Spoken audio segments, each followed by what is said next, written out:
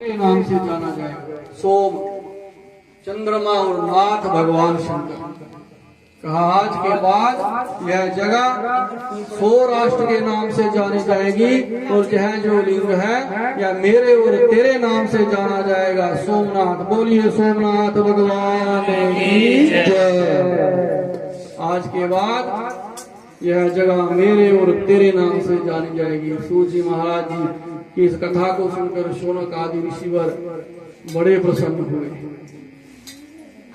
बार बार उनकी विनती करते हैं और विनती करने के बाद फिर ऋषिवरों ने हाथ जोड़ करके भगवान सूत जी महाराज से कहा, महाराज जब भगवान निराकार रूप में पहली बार प्रकट हुए तो वह सौराष्ट्र में हुए थे, सोमनाथ उनका नाम था। अब कृपा करके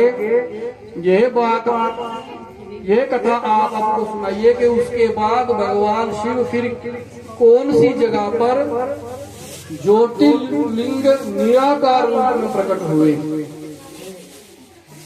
तो दूसरे ज्योतिर्लिंग कौन से हैं? मल्लिकार्जुन। सूत जी महाराज ने कहा पहले निराकार रूप में भगवान सौराष्ट्र में जाकर के प्रकट हुए और जगह का नाम भगवान शिव और चंद्रमा के नाम से विख्यात हो गया सोमनाथ। ऋषिवरों ने कहा महाराज दूसरी बार भगवान कहाँ प्रकट हुए? दूसरे जो ज्योतिर्लिंग है उनके विषय में मैं आपको बतलाता हूँ। आइए थोड़ी देर भगवान के नाम का अनुवाद करते हैं, उसके बाद दूसरे ज्योतिर्लिंग के विषय में मैं आपको अपने मयूर के ऊपर बैठे और पूरी पृथ्वी का चक्कर लगाने के लिए चले गए। भगवान गणेश मैंने पहले ही बताया बुद्धि के देवता हैं। भगवान गणेश जानते थे कि ये सारा ब्रह्मांड जो है शिव की माया है और यह सारा ब्रह्मांड, कहा नहीं, कहा सारा ब्रह्मांड। शिव ने पृथ्वी की परिक्रमा करने के लिए कहा था, मैंने भगवान शिव की एक परिक्रमा की और पूरे ब्रह्मांड की परिक्रमा हो गई। स्वामी कार्तिकेय रुष्ट हो गए। रुष्ट होकर के कैलाश को छोड़ दिया और वहां से चले गए। बड़ी देर तक नहीं आए। माता पार्वती बड़ी चिंतित होने लगी। भगवान से कहा, प्रभु कार्तिकेय रूठ करके कहीं चले गए हैं तो आप त्रिलोकीनाथ हैं, आप ऐसा कोई उपाय कीजिए। माता पिता के लिए सारे पुत्र एक बराबर होते हैं, तो इसलिए आप ये चले गए। काफी दूर जाकर के निकल गए। भगवान शिव माता पार्वती गए। कार्तिकेय ने प्रणाम किया, कहा पुत्र चलो कैलाश पर। स्वामी कार्तिकेय नहीं माने। भगवान माता पार्वती के सहित वापिस आ गए। स्वामी कार्तिकेय ने सोचा कि आज यहाँ तक पहुंच गए हैं, कल दोबारा जहाँ आ जाएंगे। उन्होंने उस स्थान को भी छोड़ दिया और वहां से बड़ी दूर निकल गए। देखा आकाश मार्ग में कहीं कहीं भी मैं जाता हूँ तो वह मुझे ढूंढ लेते हैं, तो क्यों ना मैं पृथ्वी लोक पर चला जाऊं। स्वामी कार्तिकेय पृथ्वी लोक पर आ गए।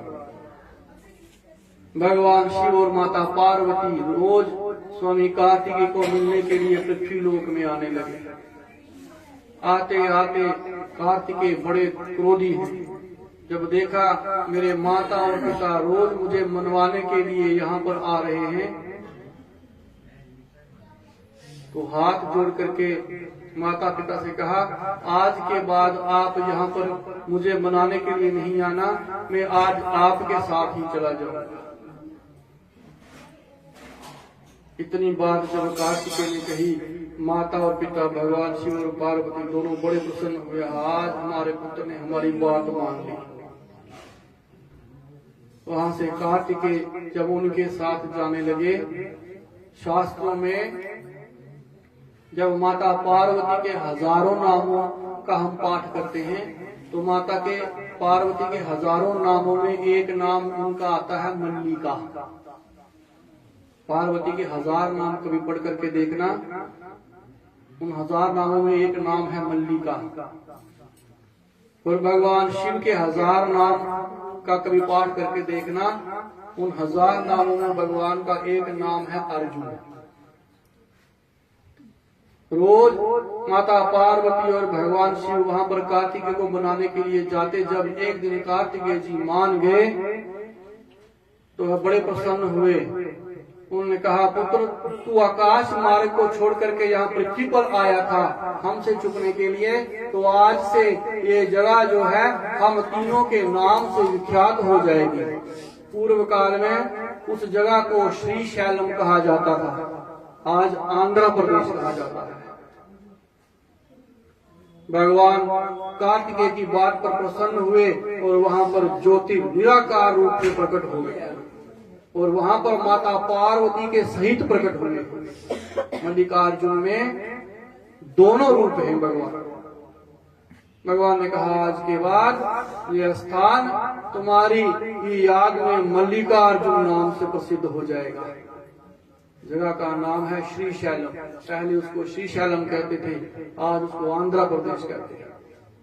श्री शैलम में मल्लिकार्जुन वहां पर प्रकट हुए और दूसरा भगवान का जो निराकार रूप है वह मल्लिकार्जुन। बोलिए मल्लिकार्जुन भगवान की जय। सूर्य जी महाराज ने जब इस विषय में बताया, शौनक आदि ऋषिवर भगवान की इस कथा को सुन करके बड़े प्रसन्न हुए। कहा, प्रभु आपके मुखार बिंद से भगवान की ऐसी लीला को सुन करके हम गदगद हो रहे हैं। हम इतने आनंदित हो रहे हैं कि यहाँ से उठने का मन ही नहीं कर रहा है। हाथ जोड़ करके ऋषिवरों ने कहा, महाराज दो दिव्य ज्योतिर्लिंगों के विषय में तो आपने हमें बतला दिया, अब कृपा करके बतलाइए कि भगवान शिव तीसरे दिव्य ज्योतिर्लिंग में कहाँ पर प्रकट हुए थे, वह कथा हमको सुनाइए। बोलिए शंकर भगवान की जय। तो हमारे गायक महोदय पंडित राजन जी के मुखारबिंद से एक भजन सुनेंगे।